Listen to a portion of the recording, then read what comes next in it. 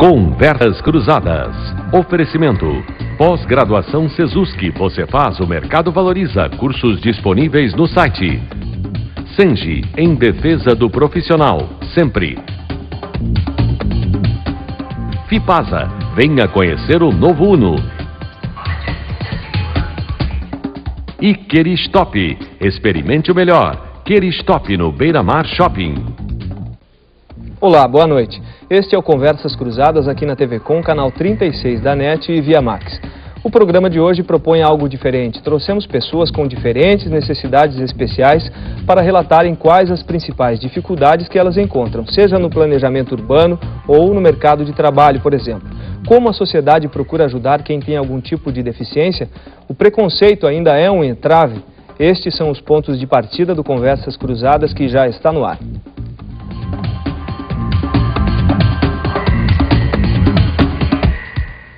Participam do programa de hoje a intérprete da Língua Brasileira de Sinais, Aline Miguel da Silva, Josué Leandro da Rosa Coelho, que é jornalista, Rodrigo Custódio da Silva, professor, Natália Rigo, que é intérprete da Língua Brasileira de Sinais, e Júlia Almeida, estudante de Educação Física.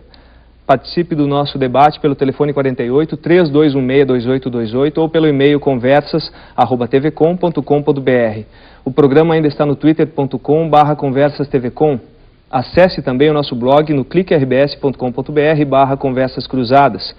Conversas Cruzadas tem patrocínio de Fipasa, novo Uno, novo tudo. Você venha conhecê-lo na Fipasa, a casa do Fiat. Pós-graduação Sesusc, que você faz, o mercado valoriza. Cursos disponíveis no site. Queristop, experimente o melhor. Experimente Queristop no Beira Mar Shopping. E Sengi, em defesa do profissional, sempre. Boa noite a todos. Obrigado pela presença. Boa noite. Começamos com o Josué. Josué, eu falei na abertura do programa de acessibilidade. Certo. E quando a gente fala em acessibilidade, geralmente vem à cabeça a questão do cadeirante, né? Sim. Qual o problema que você enfrenta nessa questão? Boa noite. Boa noite. Primeiramente, a acessibilidade dentro do meu conceito, e acredito que de vários profissionais que são da área da inclusão social, é de que ela não foi feita unicamente para a pessoa com deficiência. Ela foi elaborada e estruturada para a sociedade em si, ou seja, a acessibilidade ela vai de encontro à necessidade de qualquer cidadão. Uma pessoa que tem uma deficiência, digamos, de um período curto, que não seja uma deficiência permanente, uma pessoa que pode ter problemas de articulação, uma gestante que esteja de repente sobre uma calçada caminhando indo ao shopping center, ao mercado, em qualquer ambiente, e ela tenha que passar entre uma parede e um poste, ela vai ter uma dificuldade. Então, a acessibilidade, ela dá abrangência para toda a sociedade, especificamente para as pessoas com deficiência dentro das suas categorias, sejam elas físicas, visual ou até mesmo deficiência múltipla. Mas dentro da minha experiência como pessoa cega, a maior dificuldade que eu enfrento hoje, trazendo a realidade de Florianópolis, é a questão das calçadas, né, que tem muitos desníveis, calçadas irregulares. Está se trazendo uma nova ideia de acessibilidade em relação à questão da implantação do piso portátil, seja ele direcional, aquele piso que tem duas barras no centro da calçada, para que a pessoa com deficiência visual possa se guiar, ou então aquele piso que é o chamado piso alerta, aquelas bolinhas que ficam rente à calçada, na lateral da calçada, né, próxima à rua, para poder alertar sobre algum obstáculo. Infelizmente, esses pisos estão sendo aplicados de maneira errônea, ou seja, não existe um estudo técnico para que ele possa ser aplicado de forma correta. As pessoas com deficiência não participam disso, elas não são consultadas e a gente fica, infelizmente, no prejuízo. O Josué fala do problema de uma questão simples, cotidiana, de sair e ir até a rua para passear ou a escola, para o trabalho, enfim. Eu tenho aqui do meu lado a Natália, que está interpretando para o Rodrigo. O Rodrigo é surdo e tem um problema da acessibilidade na área da comunicação. Aline, como vencer essa barreira da comunicação? Porque quantas pessoas sabem Libras? Boa noite. Boa noite, Fabiano. Boa noite a todos. Bom, realmente essa barreira da comunicação é o que mais atrapalha a participação do surdo na sociedade. Como você bem falou, levantou a questão, pouquíssimas pessoas conhecem a Libras, a língua brasileira de sinais. E pouquíssimas pessoas, até quando alguém vê na rua um surdo conversando e tal, não imagina que essa seja uma língua de fato, né? O Rodrigo pode falar melhor do que ninguém aqui o que ele vê a esse respeito e as coisas que ele já experienciou, porque a sociedade não conhece esse tipo de língua, esse tipo de comunicação. Rodrigo.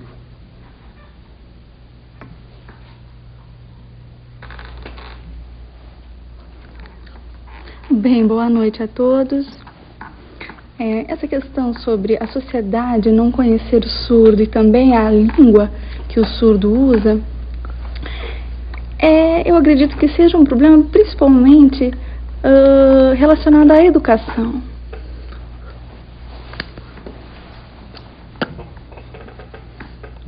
Com essa questão da educação hoje em dia, basicamente tradicional, e a dificuldade que a educação está tendo com essa aceitação da inclusão, é difícil realmente para as pessoas, por exemplo, numa sala de aula, por exemplo, para o professor, conhecer as características dos surdos, né, e aceitar de fato a diferença do surdo e respeitar que o surdo ele possui uma língua e essa língua é o que valoriza ele. Então, realmente é necessário essa aceitação da sociedade, também dentro do âmbito escolar. O Rodrigo é professor de Libras. Exato, eu sou professor de língua de sinais. Também sou formado em educação física. Estou terminando minha especialização em língua de sinais também. Há quanto tempo, com quantos anos ele começou a falar a língua de sinais? É uma boa pergunta. Realmente é importante divulgar o quanto a língua de sinais ajuda o surdo a constituir de fato a sua vida e enfim, o quanto me ajudou nessa superação. Eu morava numa cidade muito pequena do interior do Rio Grande do Sul.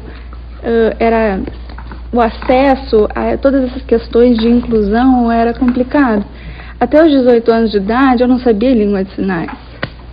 Na verdade, o que eu sabia eram os sinais caseiros, são gestos muito básicos com os quais eu utilizava para se comunicar com a minha família. Eu terminei meu 2º grau e meus pais, preocupados com essa continuidade da minha formação e constituição, me levaram para uma cidade maior, no Rio Grande do Sul, e ali eu comecei a encontrar e fazer contato com surdos, e foi lá então que eu comecei a desenvolver a língua de sinais, os surdos me ajudando, eu me identificando enquanto surdo também, e de fato o que eu posso dizer, eu agradeço a língua de sinais aos outros surdos que me ajudaram nessa superação. Aline, sem um intérprete seria impossível a gente está aqui fazendo esse programa hoje. Vocês são muitos, nos órgãos públicos, por exemplo, existem intérpretes quando uma pessoa como o Rodrigo, portadora de uma necessidade tão especial, chega lá para fazer uma carteira de trabalho. Como é que funciona? Nós temos o Decreto 5626 de 2005, que deixa clara essa importância da presença do intérprete de língua de sinais em todos os órgãos públicos, enfim, locais onde o surdo precisa dessa mediação, língua de sinais para a língua portuguesa e vice-versa. Mas a realidade não é bem essa, né? Nós não temos pessoas preparadas nesses ambientes e A contratação dos intérpretes também não é algo muito...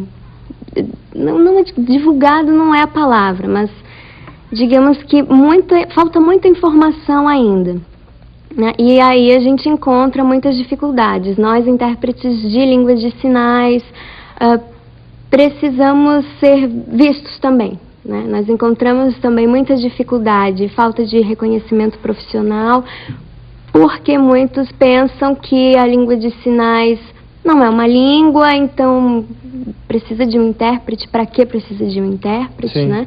E nós vamos perdendo um pouco de espaço.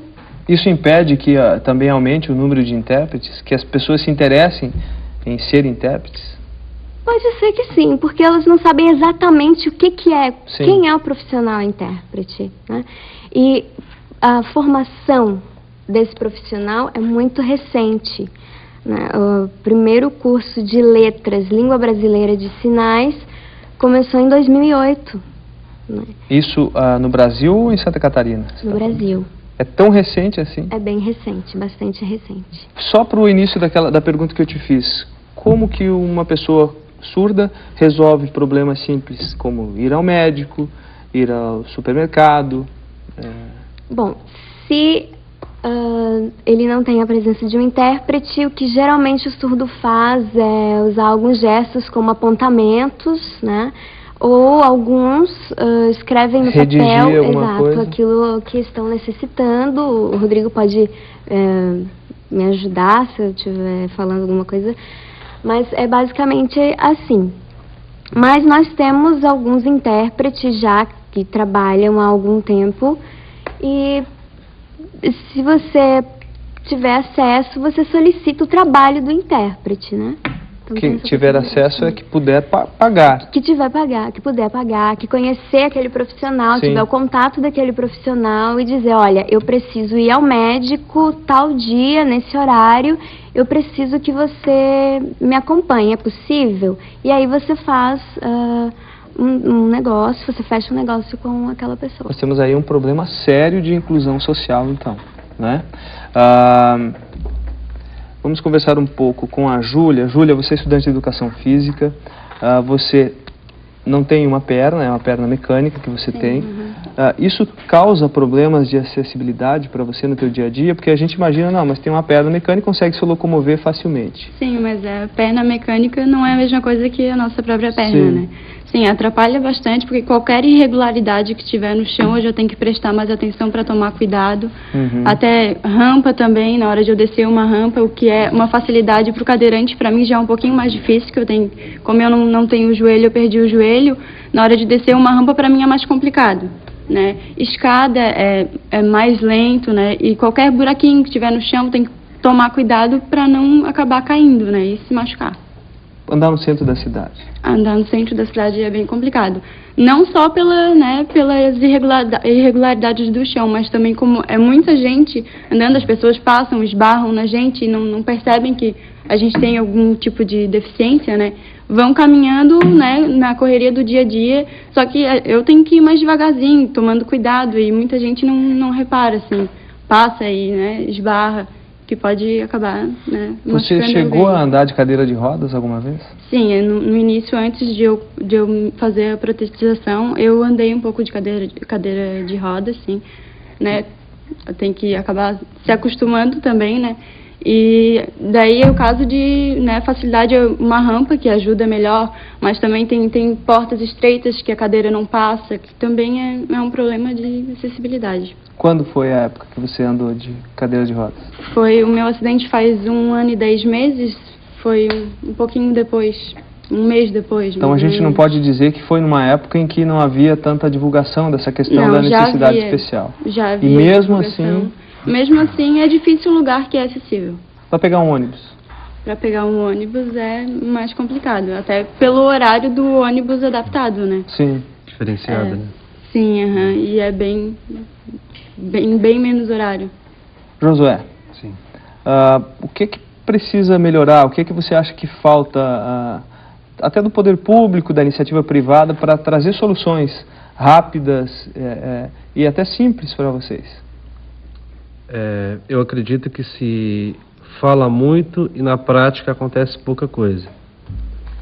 Então, acho que as políticas públicas elas devem ter um rumo diferente, né, a aplicação dela. Não somente você fazer um projeto de lei e publicar, isso parece que é uma vitória, mas lá na frente isso precisa ter um resultado. Isso tem que refletir de alguma maneira para a sociedade. Então nós temos uma legislação que praticamente podemos dizer assim a grosso modo que é quase que perfeita. Temos uma Constituição que traz o artigo 5º que fala sobre o direito do cidadão, né, de ir e vir, que isso é bastante conhecido de todos nós brasileiros, né. Temos agora a Convenção Internacional da ONU, que foi ratificada no Brasil, que é como se é um protocolo internacional de bastante respeitabilidade no mundo inteiro, e que trata exatamente sobre essa questão do direito da pessoa com deficiência, a qual o Brasil foi um dos membros que assinou esse protocolo. Então, cada estado, cada município tem que fazer a sua parte em relação ao cidadão com deficiência. E, especificamente, temos também a Lei 5.296, que é onde trata sobre todas as questões de acessibilidade, é como se fosse a Bíblia da acessibilidade no Brasil, né? Onde tem 14 artigos que tratam sobre várias situações de acessibilidade, desde a questão das comunicações, da questão do transporte, só que tudo anda a passos lentos, né? E para a gente isso acaba sendo um atraso muito grande. Como é que você conseguiu concluir a tua faculdade? Há bastante livros em braille? Como é que foi o teu curso? Eu uso mais o meio digital. Digital. A informática realmente inovou, digamos assim, o cotidiano, né, a realidade da pessoa com deficiência. Isso tanto para a pessoa com deficiência visual, como pessoas que têm problemas de articulação, né? Infelizmente, existem ainda muitos problemas, né, de acessibilidade nos sites, e os colegas que estão aqui presentes podem até acrescentar alguma coisa. Tipo, uma pessoa que tem surdez, entra num site onde tem um efeito sonoro, ela não tem condições de poder acompanhar porque não tem uma descrição sobre aquele efeito. Uma pessoa que tem problemas de articulação entra num site de um determinado órgão público e ela quer efetuar algum pagamento, seja do IPTU, alguma coisa parecida, e tem lá um monte de balãozinho, de gráficos, e ela não tem condições de poder se situar, né, no teclado do computador. Então, existem vários entraves, né, em relação a essa questão da acessibilidade na comunicação. Inclusive, o Ministério das Comunicações, através do ministro Hélio Costa, há 3 anos atrás, começou um projeto, né, no sentido de que as emissoras de TV no Brasil pudessem se atualizar, né, para que fosse criado um sistema através da tecla SAP, dos aparelhos de TV, tanto para a questão das libras, né, da questão da pessoa que tem deficiência auditiva, e também em relação à questão da audiodescrição, para a pessoa que tem deficiência visual. A audiodescrição, só para poder simplificar, seria, digamos, a descrição daquilo que está se passando em termos de imagem na TV. Infelizmente, por forças maiores, essa portaria, que é a 661, ela foi barrada, né, e a gente ficou mais uma vez no prejuízo. Ok, nós vamos para um breve intervalo. Conversas Cruzadas volta daqui a pouco, não sai daí, voltamos já. Estamos de volta com Conversas Cruzadas, discutindo hoje, debatendo questões relacionadas a pessoas com problemas de acessibilidade. Tem aqui perguntas enviadas pela internet. A Natália, que acompanha o programa pela internet lá de São Paulo, pergunta para a Júlia: qual a maior dificuldade que você tem enfrentado e por que você decidiu cursar a faculdade de Educação Física? Bom, a minha maior dificuldade com a amputação da minha perna é a acessibilidade mesmo, né? E eu decidi o curso de Educação Física, que foi o que eu sempre quis. Eu queria antes de ter acontecido o acidente, de ter a perna amputada. Então, depois que aconteceu o acidente, eu não desisti, continuei tentando, né, fazendo vestibular. Daí passei e resolvi cursar. Uma pergunta do Almir Borges, do Córrego Grande, aqui de Florianópolis. Ele pergunta sobre concursos. Os órgãos públicos estão adaptados para receber os deficientes, já que foi criada a Lei da Acessibilidade? Essa pergunta eu vou passar para o Rodrigo, porque a questão da comunicação me parece ser bem mais difícil do que simplesmente colocar um elevador ou uma rampa, né? Não diminuindo esse tipo de acesso, mas como que um surdo, se passar num concurso público, vai começar a trabalhar? Teria que ter uma vaga para o intérprete também?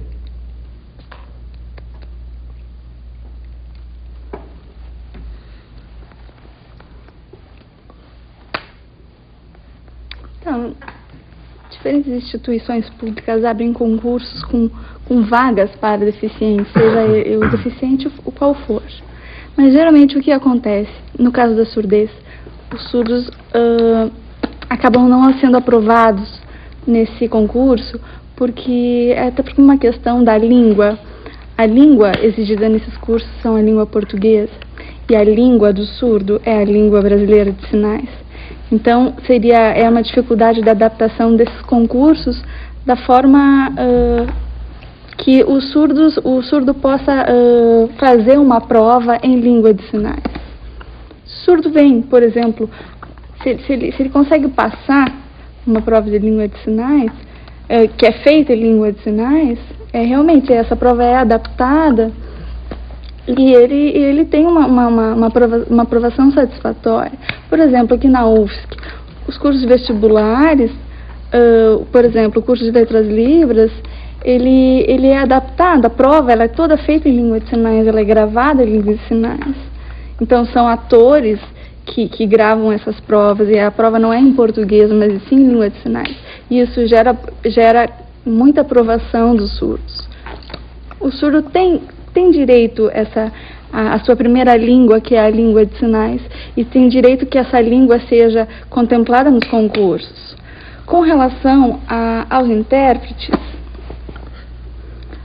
eu acredito que se o surdo vem a passar num concurso, é direito do surdo ter um intérprete.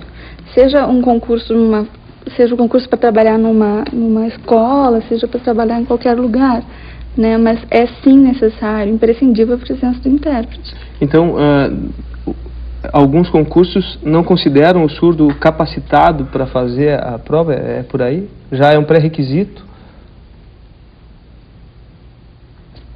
Não pode prestar o concurso?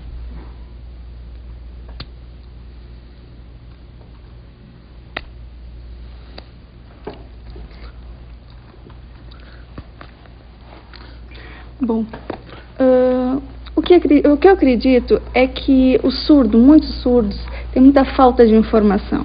Muitos programas de televisão, por exemplo, não têm a legenda. Então, o surdo acaba não tendo informação, seja ela qual for, seja em que aspecto for, né? Por exemplo, numa prova que exige conhecimentos específicos, conhecimentos gerais, né, acaba tendo um problema também por essa falta de conhecimento que o surdo tem e que ele não vai saber aplicar caso essa prova exigir dele esses conhecimentos.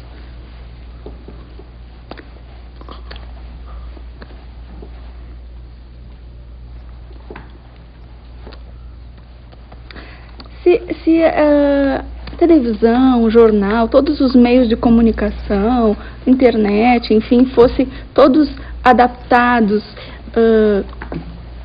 para o surdo ter realmente uma acessibilidade, e ele teria então, de fato, contato com essas informações, futuramente numa prova onde cairia provavelmente assuntos referentes a isso, o surdo saberia de fato responder, né? Porque ele teve o acesso antes a esses meios e essas informações ele vai poder aplicar nas provas. Então, infelizmente, muitos surdos acabam reprovando nessas provas, não só pelo fato da língua de sinais, pela questão da língua, mas também por essa falta de informação. Sim. Josué, e o mercado de trabalho, no seu caso, como é? É bastante complicado, existe ainda muito preconceito, né, por parte dos meios de comunicação em relação à pessoa com deficiência visual, porque não é comum para o cidadão em si ligar um aparelho de TV e assistir um apresentador de telejornal cego. Não faz parte do dia a dia das pessoas. Porém, nós temos casos como na Espanha, em Madrid, de uma apresentadora de telejornal que é totalmente cega. Então, existe investimento, existe em cima disso, claro que existe, nada de graça. Mas também não é um custo assim tão alto, tão elevado. Um pouco é falta de boa vontade mesmo, porque eu tenho um colega, até vou citar o nome dele, que é o Jean Schitz, já está formado há um bom tempo, já se formou na Unisul, é cego e não conseguiu espaço em nenhuma emissora, tanto de rádio, de TV, de jornal.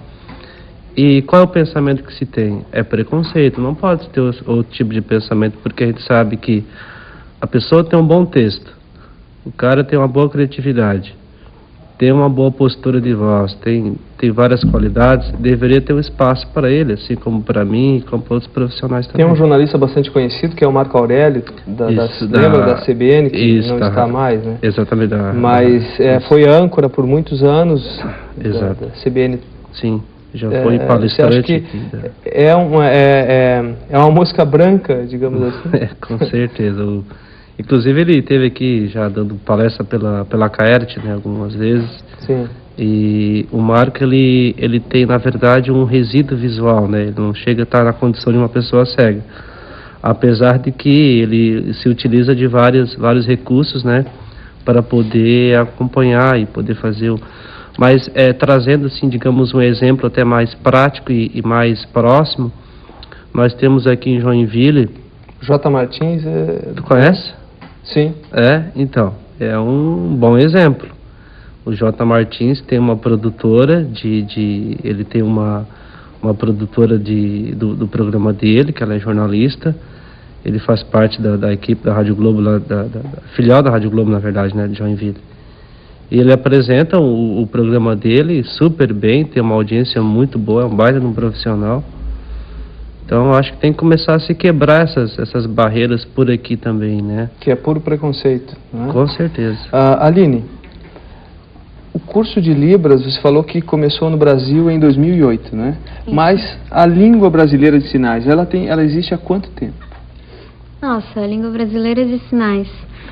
Bom, conta-se na história...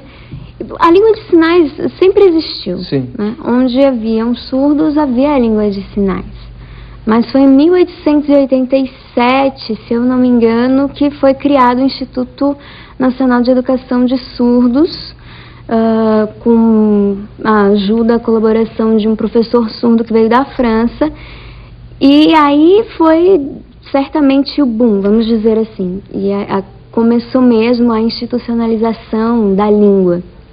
Mas a língua de sinais provavelmente sempre esteve presente na comunicação entre duas pessoas surdas ou mais pessoas surdas. Sim. Cada sinal, por exemplo, que a Natália está fazendo, corresponde às vezes a uma sentença, a uma frase, a uma palavra, uma letra. Como é essa língua? Porque a gente não entende nada do que ela está fazendo. Isso. Eu mal sei fazer o oi, que é assim, se eu não me engano. É um bom começo, né? Falta um pouquinho. Palavrão a gente não pode falar aqui, mas... Certo. Você tem que ter em mente que a língua de sinais é uma língua como outra qualquer. Então, certas expressões idiomáticas são características dessa língua. Sim, tem certas palavras que têm equivalentes na língua de sinais, certas palavras do português equivalentes na língua de sinais. Tem certas coisas que eu posso falar, resumir com uma expressão facial. Por exemplo, dá um exemplo. Eu não estou com vontade,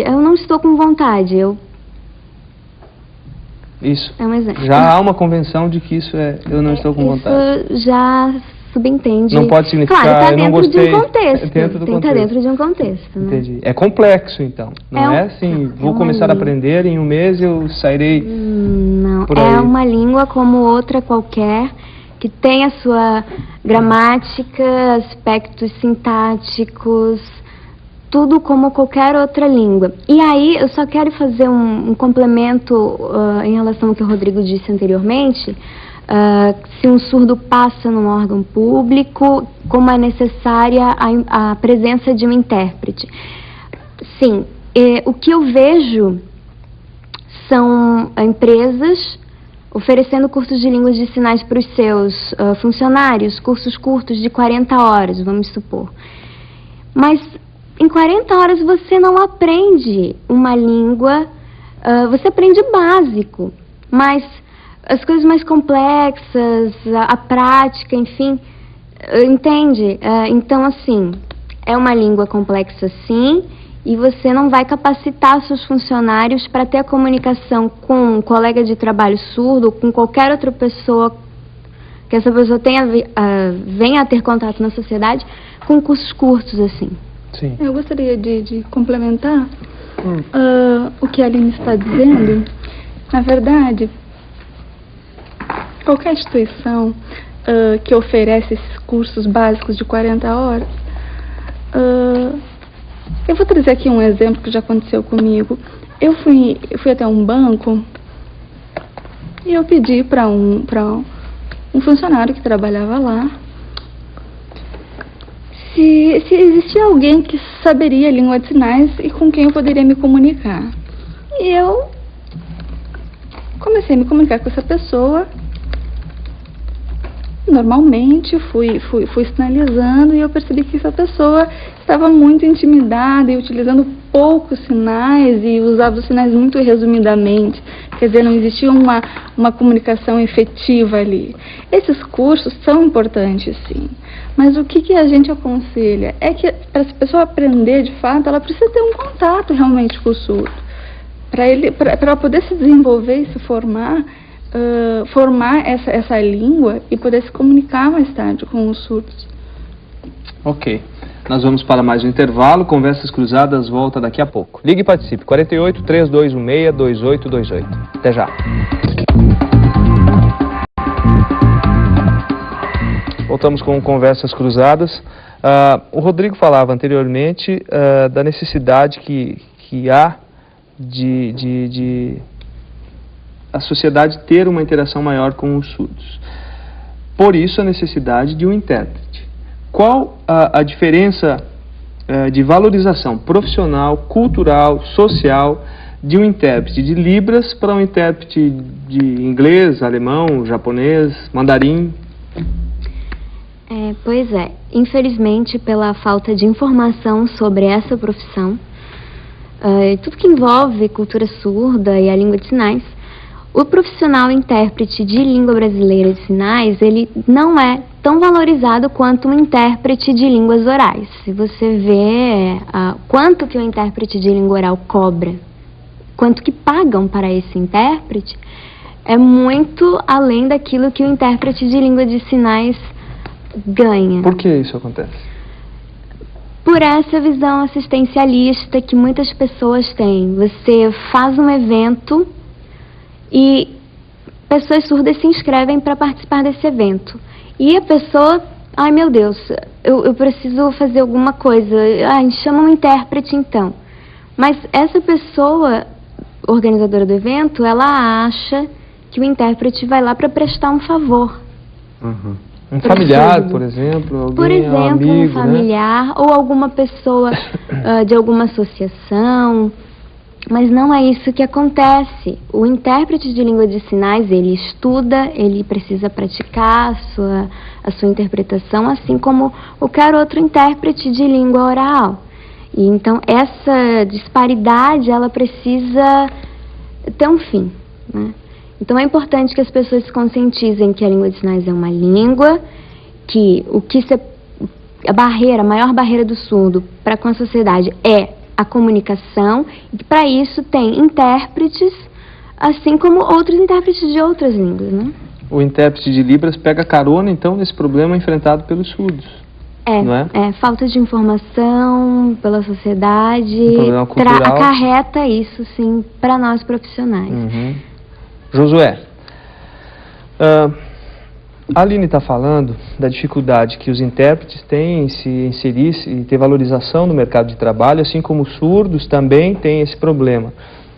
Para um cego, na questão do relacionamento. Quando precisa resolver algo da sua vida, pessoal ou profissional, como é esse primeiro contato, por exemplo? Você chega num lugar, como que as pessoas tratam você? De cara, assim. Infelizmente, as pessoas, a gente culturalmente, né, a nossa cultura, desde a nossa infância, a gente cresceu com uma visão distorcida em relação à pessoa com deficiência. O que é deficiência para a gente? A deficiência ela pode estar associada com o nosso comportamento, com a nossa conduta, mas, em geral, a deficiência sempre é visto pela aparência, aquilo que o cidadão mostra lá fora. Ele tem uma bengala na mão, ou ele tem uma muleta, então as pessoas, infelizmente, fazem essa, digamos, essa separação do que é deficiência nesse sentido. Isso está errado. A deficiência, ela pode estar em várias áreas da nossa vida. Então, devido a isso, por falta dessa informação, dessa clareza, digamos assim, em relação à sociedade, as pessoas não têm convivência com a gente. É muito pouca convivência. Então, quando elas se deparam com essa situação, digamos, nova para elas, tipo, uma pessoa cega entra dentro de um estabelecimento comercial, de uma loja, de um shopping center, ou um supermercado, geralmente as pessoas que não têm essa convivência com aquela pessoa que tem aquela dada deficiência, elas passam a ver a gente como se fosse, digamos, um problema. Ah, não, a gente tem que resolver da melhor forma possível, tem que procurar, ou seja, aquela coisa de ser muito solidário e ser pouco prático, entendeu? Isso acontece bastante. Então, às vezes, eu entro em determinados locais, tipo, principalmente estabelecimentos comerciais, para comprar uma roupa, um vestuário, um calçado, e a gente percebe que as pessoas são despreparadas. E o despreparo, ele não está simplesmente ligado à questão da iniciativa privada. Ou seja, é aquilo que eu estou falando, vem lá de trás, né, lá da nossa cultura, do nosso ensinamento, que a gente não teve essa convivência, essa visão da capacidade que a pessoa com deficiência possui. Eu quero quebrar um pouco essa questão séria da coisa. Você falou em ir no comércio comprar uma roupa, por exemplo. Uhum. Tá, você vai, escolhe cor ou não? Você combina? Como é que você faz? Bem, como eu já... Você não vai sair todo colorido, amarelo, vermelho, rosa, marrom? Como eu enxerguei até os 16 anos, então eu tenho uma visão, assim, bem clara das cores, né? Então eu consigo associar as cores neutras, as escuras, as mais claras, né? Os tons claros com os tons mais escuros para dar um contraste. Sempre procuro, digamos, comprar determinadas peças de roupa, digamos, peças íntimas como meia, tudo de uma cor só, digamos, tudo branco, tudo preta, para não ter aquele risco de sair com uma cor de uma, uma cor de outra. É meio engraçado, mas é a verdade, mas é assim que as coisas acontecem. Sim, claro. Mais pergunta para a Júlia pela internet. A Virgínia da Agronômica, você dirige? Dirige. Ela pergunta, eu acho que ela te conhece, ó. Ela pergunta se você tem problema para estacionar, por exemplo, em vagas específicas para deficientes. E uma outra pergunta, que também vem pela internet, o CEDOT de São Paulo, que também está acompanhando pela rede. Ele cita aqui que você disse que perdeu a perna aos 19 anos e como foi essa adaptação. Então, duas perguntas. Como foi a tua adaptação e como é que é sair de carro e não encontrar uma vaga para estacionar? É complicado, porque quando tem vaga especial, uma a cada 2 quadras e é difícil a vaga estar ali esperando pela gente, né? Também não sou só eu de deficiente na cidade. E também tem o pessoal que coloca mesmo sem ser deficiente, mas coloca ali na vaga porque foi a que achou. Então, é bem complicado, assim, tem muita gente que não respeita, mas também tem gente que respeita, é claro, né? Mas, geralmente, o pessoal, assim, que dá uma importância maior é quem ou conhece algum deficiente físico, ou já viu, ou tem mais proximidade, as pessoas que acabam se dando conta que realmente a gente precisa daquela vaga próxima ao lugar onde a gente vai, o lugar onde a gente quer ir. Sim. E sobre a minha adaptação, assim, eu desde o início já tinha na minha cabeça que eu ia ficar bem, que ia dar tudo certo. Então, eu comecei, né, primeiro a gente começa fazendo fisioterapia, depois começa com a prótese. acha que é uma coisa, às vezes não é, acha que é muito fácil, às vezes é muito difícil, ou ao contrário, mas eu coloquei uma ideia na minha cabeça de que ia ser muito difícil. Então, quando eu comecei a andar, eu vi que não era tão difícil assim. Para mim, não foi tão difícil, foi mais fácil, mas a dificuldade vai ser sempre, claro, a gente vai tendo a prática ao longo dos anos, vai pegando a prática de como usa, da velocidade, dos lugares que a gente anda e no sentar, levantar, que também, né, tem uma certa interferência à perna. Mas com o tempo a gente vai tendo mais facilidade de lidar com a prótese. Na questão do estacionamento, você disse que tem pessoas que respeitam, outras que não. Você já chegou a ser hostilizada em algum momento de estacionar, enfim, ou de chegar a algum local? Sim, eu já cheguei em local, assim, que eu vi que a pessoa estava ali manobrando, daí eu dei uma olhadinha, assim, botei o carro um pouquinho mais para lado, a pessoa só deu uma olhadinha para trás e tirou o carro, né, nem falou nada. E às vezes também eu vou estacionar, eu estaciono, levanto e saio, e a pessoa fica me olhando meio desconfiada, mas, né, Sim. Porque eu boto uma calça comprida e ninguém vê. Sim. Né? Então eles têm mais aquela visão de que o deficiente físico é só o cadeirante, não, eles querem que a pessoa estacione ali, pegue uma cadeira e saia, e que não é o meu caso, né? Mas mesmo assim, a vaga também é meu direito e eu também sou uma deficiente física. Rodrigo, o Josué agora há pouco fez uma brincadeira na questão da escolha das roupas dele, combinações, praticamente um consultor de moda, né, Josué? Você já enfrentou alguma situação que no fim das contas você riu muito com ela? Relacionada ao teu problema, ou melhor, à tua necessidade especial? Coisa cômica, né?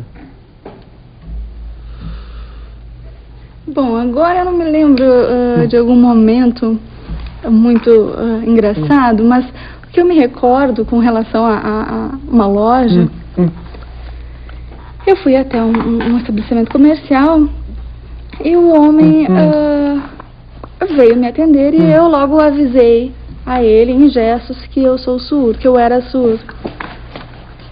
E esse homem começou a gesticular de uma forma muito exagerada. E eu acabei até nem entendendo esses gestos exagerados que o homem estava fazendo para mim. Né? Então eu acabei me sentindo muito bem e me senti... senti que ele estava debochando de mim pela minha deficiência. Foi uma falta de educação com a minha diferença linguística. Né? A língua de sinais, ela não é simplesmente gestos, não, e o atendente estava um pouco que brincando com esses gestos como se eles fossem a minha língua. Ele não falava nada com nada.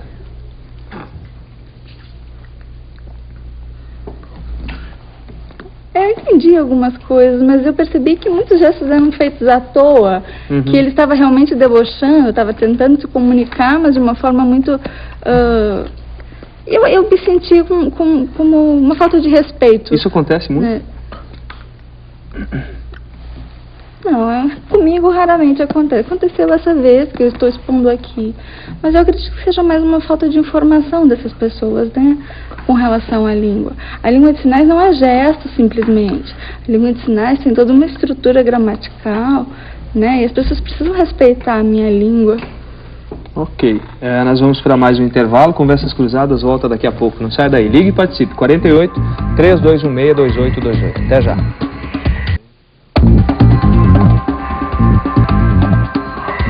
Estamos de volta com Conversas Cruzadas. Eu vou continuar o papo com o Rodrigo aqui. Quando a gente percebe, eu pelo menos, é uma impressão, tá? Não é um preconceito que eu tenho com a linguagem brasileira de sinais. Mas a gente vê que os gestos são todos muito contundentes, rápidos, às vezes parece que a agressividade são caretas, né? Isso gera um certo preconceito nas pessoas. Vocês percebem isso ou não? Assusta as pessoas? A gente não precisa se preocupar que é uma questão de preconceito. É uma questão de informação, como eu venho dizendo. Eu acredito que a língua de sinais é uma língua muito expressiva e que ela possibilita uma liberdade nessa comunicação com as mãos. Existem 5 parâmetros da língua de sinais que a gente pode trazer. São as configurações de mão, os movimentos, os pontos de localização,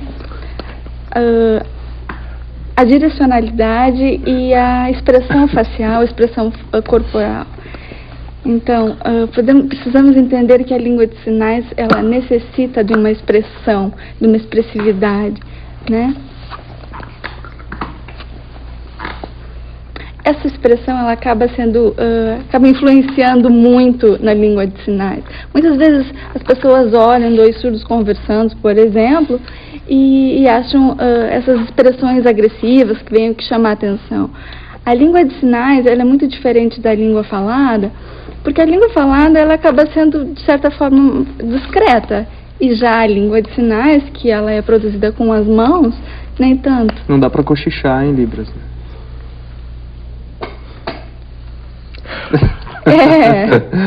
É complicado ser só se for para debaixo da mesa. Discreto.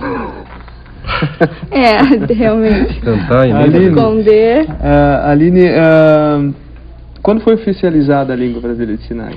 Foi oficializada há pouco tempo, no ano de 2002, na verdade. A UFSC tem um curso de língua brasileira de sinais. Sim. Letras, língua brasileira de sinais. Libras, né? isso. Os profissionais que trabalham são surdos? Não? São intérpretes? Quem compõe esse curso? O grupo pedagógico? Sim, o grupo pedagógico. São pessoas surdas e pessoas ouvintes também que fazem parte da comunidade surda. Né? Os alunos também? Os alunos são misturados? Sim, na verdade, o curso ele tem Letras Libras Bacharelado e Letras Libras Licenciatura. Então, geralmente, os alunos que fazem licenciatura são alunos surdos, porque eles vão continuar ensinando a língua de sinais, e os alunos que fazem bacharelado somos nós, na verdade, os intérpretes, aqueles que estudam interpretação e tradução. Ok. O Ayrton da Serraria, nosso telespectador assíduo, sugere que o SUS pague profissionais para acompanhar pessoas com deficiência. Será uma utopia, no caso de vocês? Olha, eu nem sei. Porque a legislação já prevê isso, né? Que você tenha em órgãos públicos pessoas capacitadas na língua de sinais, que elas falem em língua de sinais. Não é nem o caso de saúde também, né? Na saúde e em outros órgãos públicos, outros âmbitos da sociedade também. Mas é como já foi falado, você tem a legislação, mas ela não é posta em prática, né? Josué, é preciso lutar pelos direitos, como você disse lá no início da nossa discussão, né? Pela lei de acessibilidade. Com certeza, trazendo um pouco para nossa realidade aqui de Santa Catarina, né? Em São Paulo já existe uma Secretaria dos Direitos da Pessoa com Deficiência do Estado. Em Porto Alegre já existe uma Secretaria Municipal do Direito das Pessoas com Deficiência. E por que isso não pode ser feito aqui? Né, se nós temos aí um contingente praticamente de 50 mil pessoas com deficiência na cidade. Então, com certeza, é falta de interesse político de quem está à frente da administração. Isso poderia ser feito com certeza. E aqui tem o Roberto, acho que é Varkin, que se pronuncia, sociólogo de Florianópolis. Ele concorda com você, Josué, diz que os deficientes não são consultados para projetos arquitetônicos. Cita que a questão de colocar um bom calçamento a Beira-Mar Norte é uma questão de melhorar a infraestrutura com elevadores, é uma questão de responsabilidade social, e que as empresas que investem em responsabilidade social têm mais credibilidade no exterior, ele cita. Ainda com o Josué, o Felipe do Estreito, ele fala aqui de vários programas, o Kindle, por exemplo, né, para livros digitalizados, para fazer a leitura, o programa JAWS, né? O JAWS. Isso tudo facilitou a vida de vocês, né? Sim, a tecnologia, a gente chama isso de tecnologia assistiva, né? Que são os meios de poder você se socializar com a sociedade em si. Então, digamos, hoje, a questão do cão-guia. O cão-guia hoje ele é considerado já um instrumento de tecnologia assistiva para a pessoa com deficiência visual. Mas se tu entras no restaurante com cão-guia, tu é barrado, né? Tu é discriminado, as pessoas têm preconceito. Aí, claro, esse é um assunto polêmico, porque também tem que pensar no lado da questão do cidadão que está lá dentro do restaurante pagando a sua alimentação, que também tem que ser respeitado. Sim. Mas do outro lado tem uma pessoa com deficiência que paga o seu imposto, e que também não está ali de graça. Então, sim, são assuntos bem complicados. Nos Estados Unidos, por exemplo, para comprar o JAWS, o cego paga apenas 20% do valor. Exatamente. É um incentivo. Na Europa mesmo, né, em Portugal mesmo, o governo ele dá assistência para a pessoa com deficiência, ele dá equipamentos, dá suporte, dá computador, os caras lá têm tudo, né? Inclusive, conversando com um colega há um tempo atrás, que mora lá em Portugal, ele falou que tem entidades lá que chega a sobrar equipamento dentro das entidades, os caras chegam a empilhar equipamento porque sobra, e aqui a gente tem falta. Por quê? O equipamento que sai de lá, chega aqui, é cobrado uma série de impostos em cima deles e chega aqui por outro valor, né? Sim. E, infelizmente, tudo aquilo que se trata de adaptação para as pessoas com deficiência, e a própria Júlia deve saber disso, né, em relação à questão da perna mecânica, né, tem um custo muito alto. Né, tem um custo muito alto. Tem o José Carlos do Estreito, ele é cego. Sim. Ele diz que os meios de comunicação muitas vezes deixam uma mensagem em algum programa, reportagem, o site que aparece em sua tela. Ele diz que é péssimo para quem não enxerga, é óbvio, né? Com certeza. A informação em si, tanto para a pessoa surda, né, ela é muito complicada, e para a pessoa cega também. Por quê? Você está caminhando no centro da cidade. Então, tu está visualizando uma placa, tu está visualizando um folheto no chão, tudo é informação. Agora a pessoa cega, ela não consegue acompanhar esse processo. A pessoa surda, digamos, já tem um pouquinho mais de vantagem nesse sentido. Mas nós cegos não temos. E o que vai ser feito nessas horas? Aí a gente recebe uma fatura de cartão de crédito em casa em tinta, ou seja, poderia ser em braille, que também é um direito nosso constitucional, de direito à informação, né, pelo decreto da acessibilidade, o 5.296, e por aí vai, né, se fosse para citar aqui várias... Sim. Você falou em fatura, recebe uma fatura, ocorreu algo para o Rodrigo. A gente começou no Brasil o censo do IBGE. Se o Rodrigo estiver sozinho em casa, chegar o recenseador, como é que vai se proceder?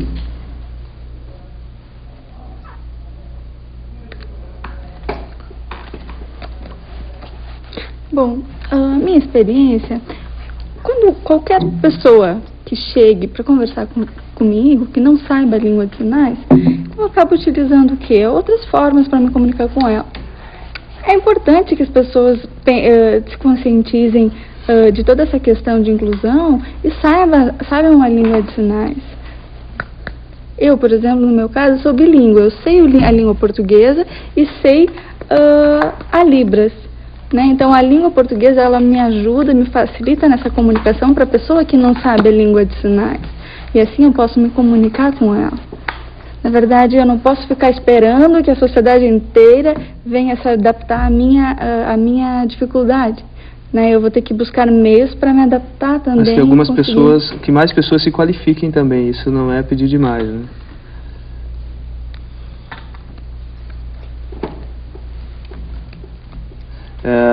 Eu quero agradecer a presença de todos vocês aqui. Eu acho que foi uma bela conversa. Sim.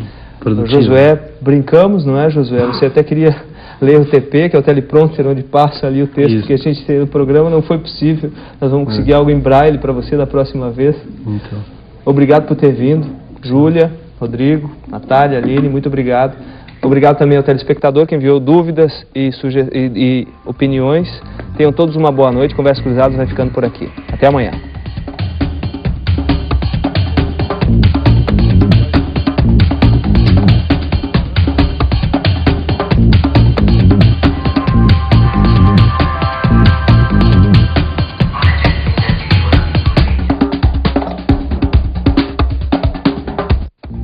Conversas Cruzadas. Oferecimento.